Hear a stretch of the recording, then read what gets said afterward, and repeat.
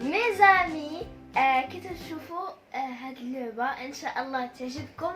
صوبناها باشياء بسيطة واي واحد يكون عنده في البيت ديالو وهتتكسر الملل، وجميع الفئات لا الكبير لا الصغير، واللي تيبغي سبور اللي تيبغيش سبور كلشي. و البرانسيب ديال هاد اللعبة تتعلم التركيز والصبر. ونتمنى تعجبكم اللعبة. الفيديو ديالي سالا ça vous vous plaira.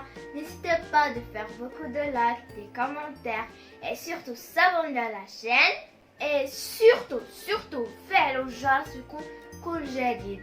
À bientôt.